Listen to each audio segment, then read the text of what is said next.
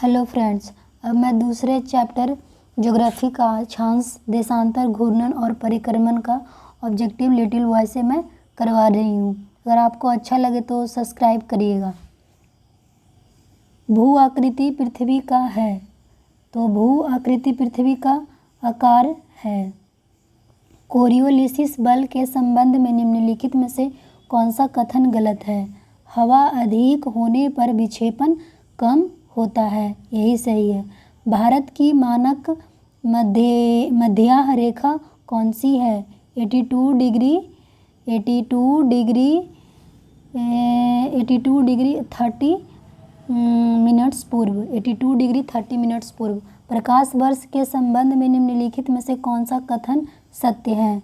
तो 1 और 3 सही है। प्रकाश वर्ष दूरी की इकाई है और एक प्रकाश वर्ष वह दूरी है जो प्रकाश एक वर्ष में तय करता है। यही उपसौर तब होता है जब पृथ्वी होती है सूर्य के सबसे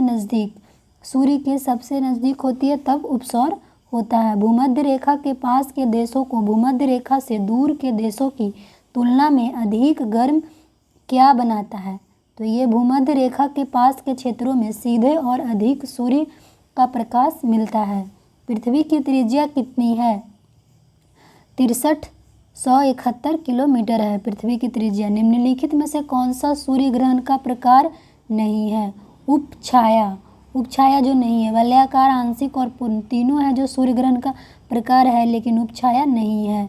चंद्रमा के संबंध में निम्नलिखित में से कौन सा कथन सही है? तो 1 और 2 दोनों सही है। पृथ्वी से दिखाई देने वाले चंद्रमा के प्रकाशित भाग का आकार अमावस्या के बाद प्रत्येक दिन बढ़ता है। पूर्णिमा के बाद पृथ्वी से दिखाई देने वाले चंद्रमा के सूर्य प्रकाशित भाग का आकार हर दिन कम होता है। उपसौर की घटना के दौरान पृथ्वी और सूर्य के बीच की अनुमानित दूरी कितनी है? तो उपसौर की घटना के दौरान पृथ्वी और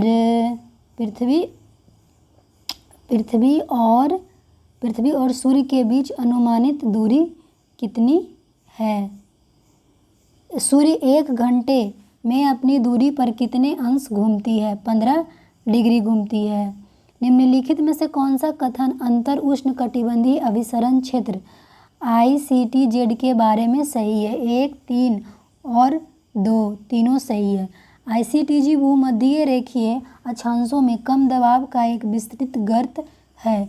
यह वह जगह है जहां उत्तर पूर्व और दक्षिण पूर्व व्यापारिक हवाएं मिलती है। ICTZ भूमध्य गर्त है जो समानता भूमध्य रेखा के लगभग 5 डिग्री नॉर्थ पर स्थित होता है और वर्ष भर वहां रहता है।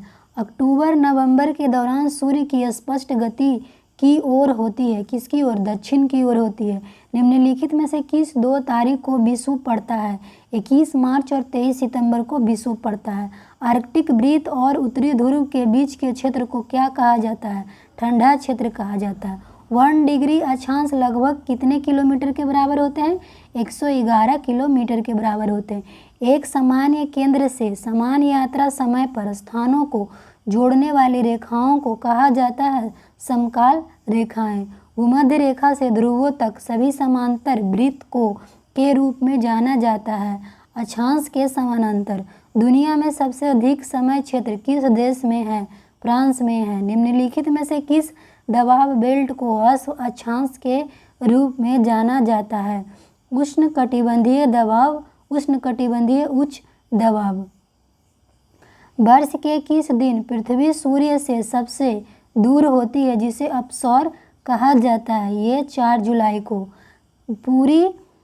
पूरी पृथ्वी पर दिन और रात बराबर कब होते हैं? विषुव के दिन और रात दोनों बराबर होते हैं। निम्नलिखित में से कौन सा कथन सही है? 1 और 2 दोनों सही है। पृथ्वी की सतह पर सभी स्थान के लिए कोणीय वेग समान होता है जबकि रैखिक वेग भिन्न होता है। रैखिक वेग भूमध्य रेखा पर अधिकतम और ध्रुवों पर न्यूनतम होता है। ये दोनों सही है।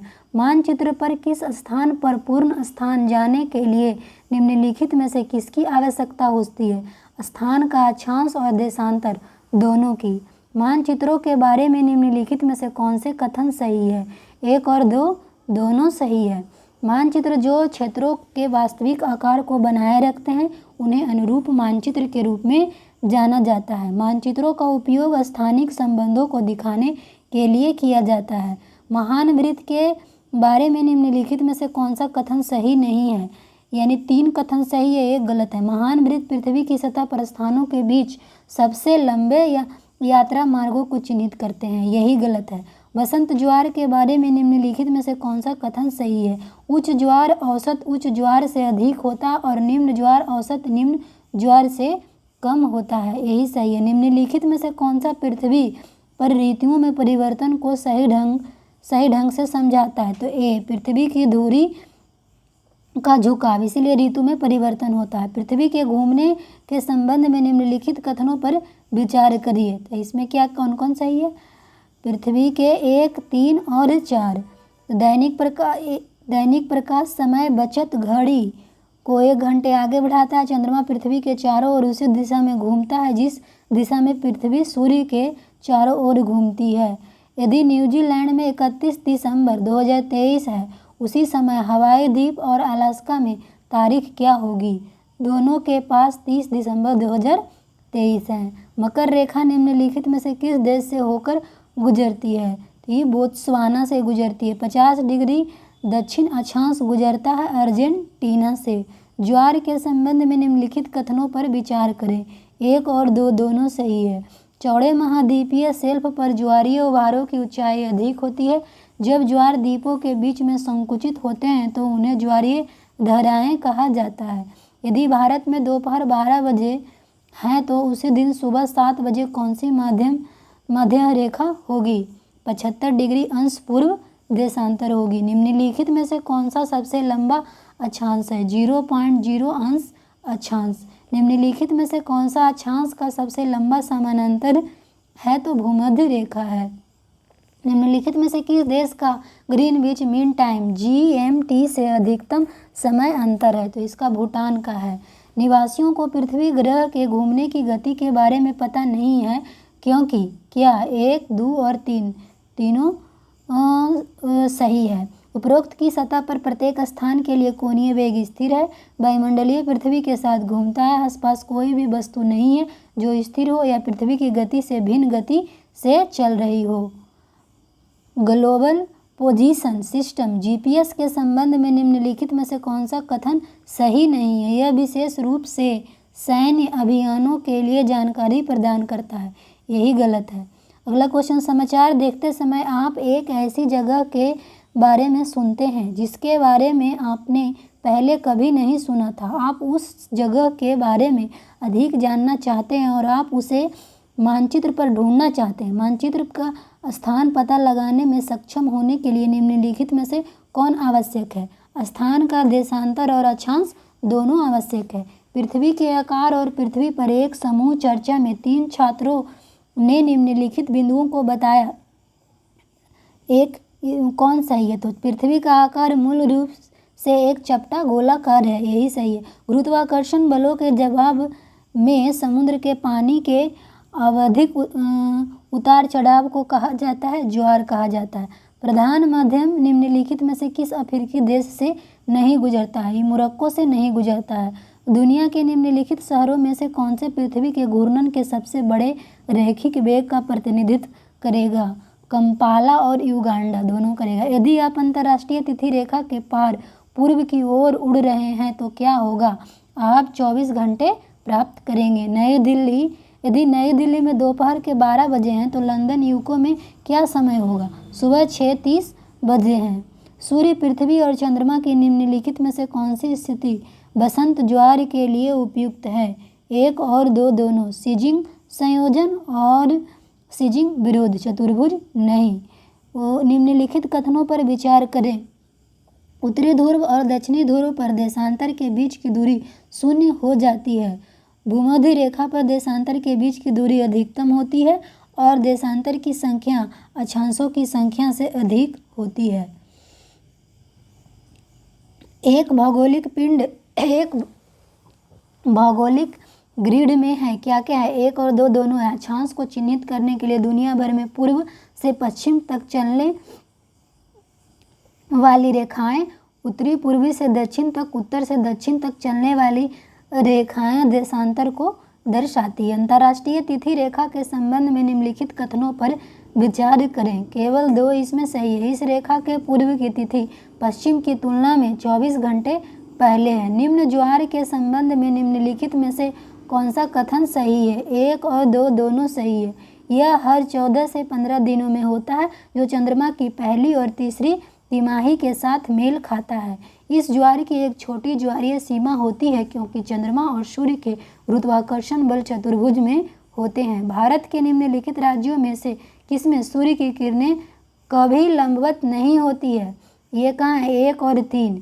1 और 3 यानी बिहार में और मणिपुर में कभी भी लंबवत नहीं होती है। ज्वार के संबंध में निम्नलिखित कथनों पर विचार करें। 1 और 2 सही है। विस्तृत महाद्वीपीय शेल्फ पर ज्वारीय उभार अधिक ऊंचाई वाले होते हैं। जब ज्वार द्वीपों के बीच प्रवाहित होते हैं तो उन्हें ज्वारीय धाराएं कहा जाता है। निम्नलिखित में से कौन सा रेगिस्तान भूमध्य रेखा के उत्तरी या दक्षिणी में 20 डिग्री या 30 डिग्री अक्षांश के आसपास स्थित नहीं है? ये गोभी है। उत्तरी गोलार्ध में उत्तरमुखी ढलानों और दक्षिण मुखी ढलानों के बारे में निम्नलिखित में से कौन सा कथन सही नहीं है? तो ये उत्तर की ओर ढलान और दक्षिण की ओर ढलान पर वृक्ष रेखाएं की विशेषताएं समान है। ये सही नहीं है। आप 40 डिग्री उत्तरी अक्षांश और 90 डिग्री पश्चिमी देशांतर पर स्थित हैं। आप सीधे उत्तर में 40 डिग्री फिर सीधे पूर्व में 60 डिग्री यात्रा करते हैं। आपको नए निर्देशांक क्या है? 80 डिग्री उत्तरी और 30 डिग्री पश्चिमी। प्रधान माध्यम रेखा 0 डिग्री देशांतर निम्नलिखित में से किस देश या देशों से होकर नहीं गुजरती है? 3 और 4 यानी पुर्तगाल और स्कॉटलैंड से नहीं होकर गुजरती है। उत्तरी गोलार्ध में वर्ष का सबसे लंबा दिन सामान्यतः कहाँ होता है? जून के महीनों का दूसरा भाग में। प्रत्येक वर्ष 21 जून को निम्नलिखित में से किस अक्षांश पर 12 घंटे से अधिक सूर्य का प्रकाश रहता है? आर्कटिक वृत्त पर। ये 2 और 4 इसका सही है। ये नहीं, 2 और 4 ये दोनों कर्क रेखा और आर्कटिक वृत्त पर। यदि ग्रीनविच मीन टाइम GMT पर यह 10 AM है तो 90 डिग्री ई देशांतर पर समय क्या होगा? 4 PM होगा। निम्नलिखित देशांतर और अक्षांश रेखाओं पर विचार करें। तो ये डी केवल 3 विषुवत रेखाएं। उत्तरी गोलार्ध में ग्रीष्म संक्रांति के समय निम्नलिखित में से कौन सा अक्षांश सूर्य की किरणें का न्यूनतम कोण अनुभव करेगा? मकर रेखा। ऐसे ही और भी चैप्टर का वीडियो मैं देती रहूँगी बनाकर। आप लोग को अच्छा लगे तो प्लीज़ चैनल को सब्सक्राइब करें। Thank you.